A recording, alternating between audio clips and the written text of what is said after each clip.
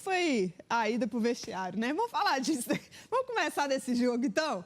Betim 0, Cruzeiro 1. Ô, gente, guerreiro você, guerreiro eu, guerreiro nós aqui que assistimos, guerreiros nós, né? Que assistimos esse terrível jogo entre Betim e Cruzeiro. O Cruzeiro suou muito.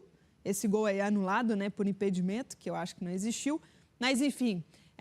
o Cruzeiro venceu com o gol suado no último minuto, né, Vanderlei? O que dá para falar dessa partida? O Cruzeiro entrou pressionado por um resultado, né?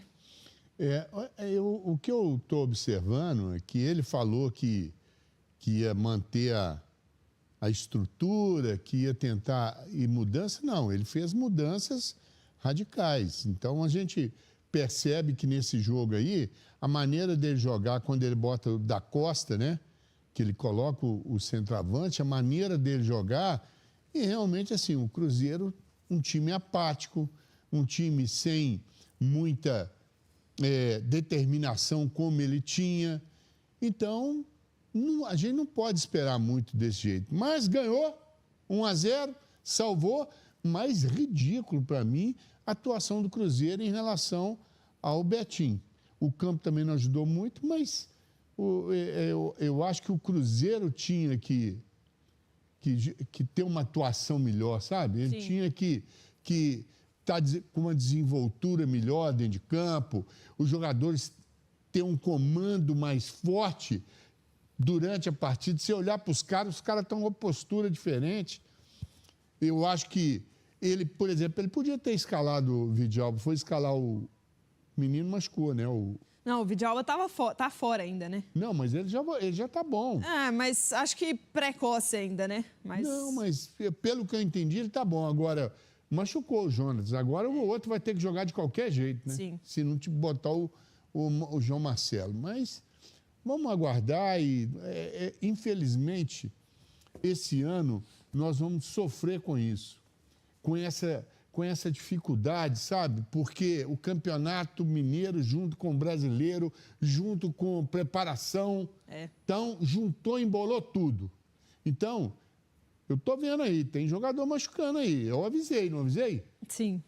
Eu avisei. E outra coisa, né? Dentro dessa questão do Mineiro junto com o Brasileiro, a pressão em cima dos treinadores nunca esteve tão grande, né? A gente vê não só com o Tite, mas com o Abel Ferreira também, porque o Palmeiras está jogando nada, enfim, já vive um momento de muita pressão. E aí, no caso do Cruzeiro, derrotas preocupantes, né? Derrota no Clássico, estive fora aí nesse tempo, mas acompanhei, derrota no Clássico, depois a goleada contra o Botafogo, que acenderam alertas e aí jogaram pressão para esse jogo contra o Betim. Você citou o Palmeiras, tem o Flamengo também. Exatamente, que também está pressionado. Eu acho que o Felipe Luiz tem um respaldo maior, claro, por tudo que fez no ano passado, mas ainda assim a torcida começa a implicar um pouquinho, né? Mas, ô Max, o Tite, ele já promoveu mais mudanças nesse jogo contra o Betim. Coloca o Arroio ali pela direita, o Christian pela esquerda, o Gerson, em vez de ir pela beirada, joga como segundo volante, e aí ele entra com o Chico da Costa, que depois é substituído, entra o Vídea Real. Então ele já começa a fazer algumas mudanças táticas, buscando algo que dê certo, né? Mas acima de tudo, independente do início da temporada, independente de assimilar um trabalho, das lesões, não se justifica um jogo tão ruim. Eu digo até das duas equipes, porque nesse final de semana teve alguns jogos, a maioria dos jogos, entre as próprias equipes do interior, jogos bem legais. Sim. Né? O jogo da Tombense, o jogo do Uberlândia com o Atlético, o jogo lá em Valadares foi muito quente. E um jogo muito apático por duas equipes que precisavam muito da vitória. E aí, obviamente, essa carga é muito maior em cima do Cruzeiro. Porque o Cruzeiro, com a faca no pescoço, na questão do que se embolou no grupo, né? Precisava muito dessa vitória. Uma performance muito abaixo, mas muito abaixo mesmo. Um jogo que doeu os olhos. O Tite tentando mexer algumas peças.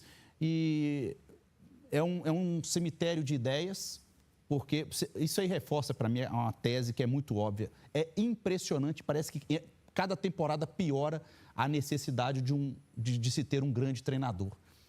Eu já achava que era 50%, já estou começando a achar que é 60%. Talvez ano que vem eu já acho que é 70% da responsabilidade, porque você pega um time que terminou a temporada jogando bem, um time equilibrado, um time bem montado, você não precisava praticamente mexer nada nessa equipe, você mantém essa equipe, a direção resiste a propostas agressivas. Além de tudo, traz um cara que joga de titular em qualquer time do país. Esse cara entra e o time ainda não oferece o mínimo. Porque eu não estou cobrando aqui o Cruzeiro dar show, mas eu subentendo que tem um mínimo ali que já tem uma obrigação de ter, ainda mais contra equipes limitadas como as equipes do futebol do Campeonato Mineiro do interior. Então, passa muito por aí. Eu encontrei com o Ismar lá de Betim, cruzeirense, e ele falando justamente isso, que o torcedor do Cruzeiro hoje, como terminou o Campeonato Brasileiro, o Cruzeiro tinha que mostrar, pelo menos, vamos botar 70% do que era. Sim. E não está mostrando nem 50%. Não, nem 30%. 30%. Então, realmente assim, é complicado, porque você não vê nem a competitividade dos atletas dentro de campo. Que eu acho que isso é a pior coisa que eu estou observando, é aquele engajamento, aquela cumplicidade que tinha no time do Cruzeiro, não está tendo. Tanto, assim, me assustou um pouco o jeito que comemoraram o gol, né? Assim, parecia que era o gol do título da Libertadores. E aí, gente, eu entendo que a faca estava no pescoço e tal, mas, assim, isso mostra um pouco do despreparo emocional e psicológico do time, né? Agora em meio a essa pressão. Anularam um gol legal do Cruzeiro. Exatamente. Justiça seja feita. Exatamente. Jogou muito mal, estava jogando mal até ali. Agora, não dá mais para justificar gols anulados dessa forma que é totalmente inconclusivo. A gente vê isso no Brasileirão, a gente vê no Campeonato Mineiro. O pessoal né? O pessoal é tão ruim até com a tecnologia que eles conseguem estragar. E em Flamengo e Corinthians também teve isso.